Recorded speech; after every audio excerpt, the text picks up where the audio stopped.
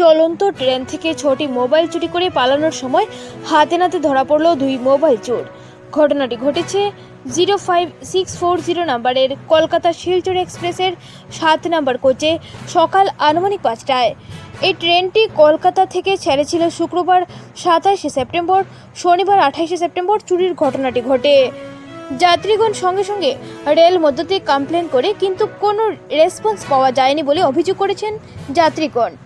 এছাড়াও আরপিএফ এর সঙ্গেও যোগাযোগ করলে কোনো লাভ হয়নি। আরপিএফ পুলিশ যাত্রীগণকে জানায় যাদের মোবাইল চুরি হয়েছে তারা রেলওয়ে স্টেশনে নেমে এফআইআর করতে, কিন্তু যাত্রীরা বলছেন তারা কিভাবে স্টেশনে নেমে এফআইআর করতে পারবে, এটা কোনোভাবেই সম্ভব নয়। তাদের সময় মতো গন্তব্যস্থলে পৌঁছতে হবে যে কোনো উপায়ে। এফআইআর নিতে হলে জিআরপিএফকে রেলওয়ে কোচে আসতে লাগবে। আরপিএফ পুলিশ এফআইআর না নিয়েই চোর দুটিকে যাত্রীদের হাত থেকে ছুটিয়ে স্টেশনে নেমে পড়েন।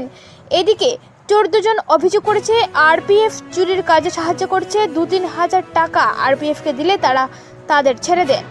Assam prime news 24/7 Hifzur Rahman Barbhuiya report.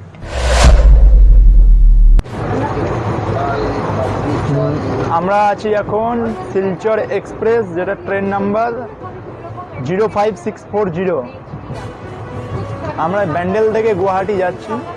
যাবার রাস্তার মাঝখানে ভোরবেলা নিউ জলপাইগুড়ির আগে, মানে নিউ জলপাইগুড়ি থেকে 50 থেকে 60 কিলোমিটার আগে একটি চোর ধরা পড়ে S7 কোচে। কলকাতা শিলচর সুপারফাস্টের উইকলি সুপারফাস্টের স্লিপার কোচের S7 বগিতে একটি চোর ধরা পড়ে।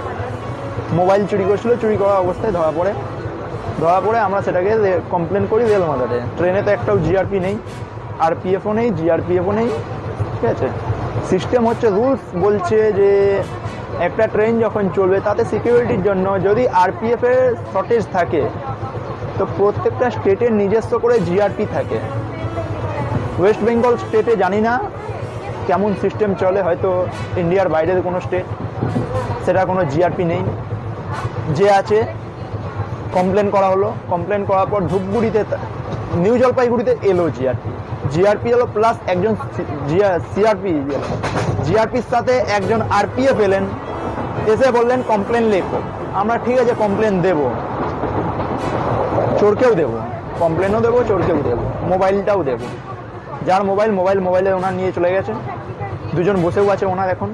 হ্যাঁ, তারা অন্য ট্রেনে ছিল, কামরূপ থেকে এসে এই ট্রেনে লাস্টে যেতে হচ্ছে লেট করে, কিছু উপায় নেই, কারণ আরপিএফ বা জিআরপি তো এরা তো কাজ করছে না, কি করছে, এরা বলছে নামতে হবে আপনাকে।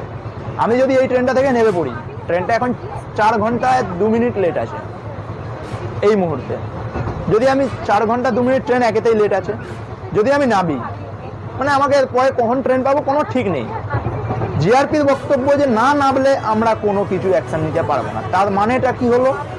মানে হলো এই যে চোর বেঁচে গেল, আমি নামতে পারবো না, সম্ভব নয় সেটা। চোর তো বেঁচে গেল, চোর কোনো শাস্তি পেল না। জিআরপির বক্তব্য যতক্ষণ আপনি নামবেন না ততক্ষণ হবে না। আরপিএফ প্রত্যেকটা স্টেশনে আসছে, সেম কথা বলে যাচ্ছে, সেম টু সেম। আমাকে দিয়েও গেল যে লেখো, এফআইআর লেখো। লেখার পরে সেম টু সেম বক্তব্য, ওদের বক্তব্য নেবে যেতে হবে। আচ্ছা ঠিক আছে, ট্রেন আমরা নেবে এফআইআর করে দেবো, এফআইআর করে দেবো, প্রত্যেকটা থানায় করবো, প্রত্যেকটা স্টেশনের প্রত্যেকটা আরপিএফকে করবো, প্রত্যেকটা জিআরপিকে করবো। ট্রেন 4 ঘন্টা লেট আছে, আরও 1/2 ঘন্টা লেট করানো হোক তাহলে। নাহলে যাত্রী যাবে কিসে? যাত্রী, আমি টিকিট কেটেছি ট্রেনের জন্য, স্টেশনের জন্য নয়। আমি সিকিউরিটিটা নিশ্চয়ই ট্রেনে পাবো, আমায় সিকিউরিটির জন্য স্টেশনে কেন যেতে হবে? সিকিউরিটিটা দরকার তো আমার ট্রেনে, তো আমি সেই সিকিউরিটির জন্য স্টেশনে যাব, ওই জিআরপির কাছে যাবো, ওর কাছে যাবো, ওর আরপিএফের কাছে যাবো, এর কাছে যাবো, এর কাছে। আমি রেলে চলছি, ভারতীয় রেলওয়েতে, আমি রেল মাদারে কমপ্লেন করেছি, অ্যাক্সিডেন্টটা হচ্ছে না কেন? ট্রেনে চুরি হচ্ছে, আরপিএফের দায়িত্ব নয়, দায়িত্ব জিআরপির দায়িত্ব। আরপিএফ কেন ভাই? আরপিএফটা আসলে কি রেলওয়ে পুলিশ ফোর্সই তো নাকি? তো রেলওয়ে পুলিশ ফোর্স জানে না ট্রেনে চুরি হচ্ছে। তো রেল মাদারের কাছে আছি, রেল মাদার তাহলে ডাইরেক্ট জিআরপিকে পাঠাক না, ডাইরেক্ট পাঠাক ট্রেন থেকে যাক জিআরপি, পুরো কমপ্লেন যতক্ষণ হয়ে যাবে না ততক্ষণ যাক, তাই না? আমার একটাই বক্তব্য এখন, যেমন চুরি হচ্ছে, চুরিটাকে তো বন্ধ করতে হবে না। যখন যাত্রীর সেফটি নেই, প্রত্যেকটা রিজার্ভেশন কোচে আনওয়ান্টেড পাবলিক ঢুকছে, সে তো আলাদাই ব্যাপার। টিটি নেই, টিটি আসেনি, কালকে সকাল থেকে টিটি আসেনি এখনো পর্যন্ত। মানে টিটিকে বলছে আমাদের ডিউটি নয়, এটা তাও আসছে। মানে রেল মিনিস্টার জিনিসটা কি করতে কে চাইছে, আমরা কার কাছে যাবো জিনিসটা নিয়ে, কার কাছে যাবো? মানে যাত্রী তো हम बता रहे आरपीएफ थोड़ा हमको सपोर्ट करता था, जब हम मोबाइल चोरी करता था, जब फंस जाता था तो कुछ लेन देन करके हमको छोड़ देता था, पैसा लेता था। तो किशनगंज में थे, किशनगंज से फिर वो आरपीएफ से बात करके आरपीएफ वाला छोड़ देता था हम लोग को। वही चलते हम लोग आज के दिन भी चोरी कर रहे हैं।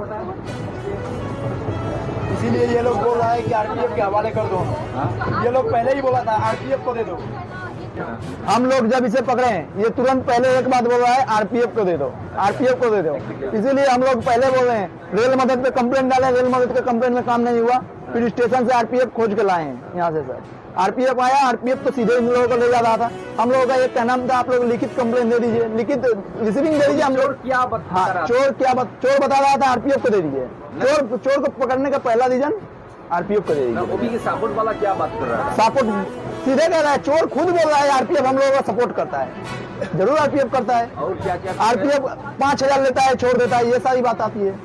हाँ, हमारा ऊपर से आरपीएफ के ऊपर से ऑर्डर हो जाता है, यहाँ तक बोल रहा है। ट्रेन में दारू जाता है, लेन देन करके छोड़ देता है, ये हाँ, लेन देन करके छोड़ देता है, ये भी बोला, अभी बोला। हम नहीं बोल रहे हैं, हम तो नहीं बोल रहे हैं ना, वो चोर भी बोल रहा है, चोर ही बोल रहा है। मतलब सर हम लोग से मतलब 2,000-3,000 को लेता था, ठीक है, तो हम लोग को छोड़ देता था, ठीक है। कितना लेके? मतलब 2,000 को 3,000 को दे देते उसको। तो मतलब हम लोग को ब्रिज के ऊपर में ले जाता था, ब्रिज तक ही बात करके हम लोग को छोड़ देता था। मतलब टीटी लोग आपको पकड़ते नहीं है? टीटी नहीं सर, टीटी का पकड़ा नहीं, हम लोग आरपीएफ वाला पकड़ता था, आरपीएफ वाला पकड़ता था। तो आरपीएफ वाला पकड़ करके हम लोग को उसको पकड़ लेता था, तो उसको हम लोग पैसे दे देते थे 3-4 हज़ार पब्लिक के सामने वो तो मोबाइल मतलब सर हम लोग तो ध्यान नहीं देते थे, मोबाइल से हम लोग से ले लेता था, पैसा भी ले लेता था, बस हम लोग को छोड़ देता था। मोबाइल ले लेता था, पैसा भी ले लेता? हाँ आरपीएफ हम लोग को छोड़ देता था। अच्छा। बस इतना सा बात है सर।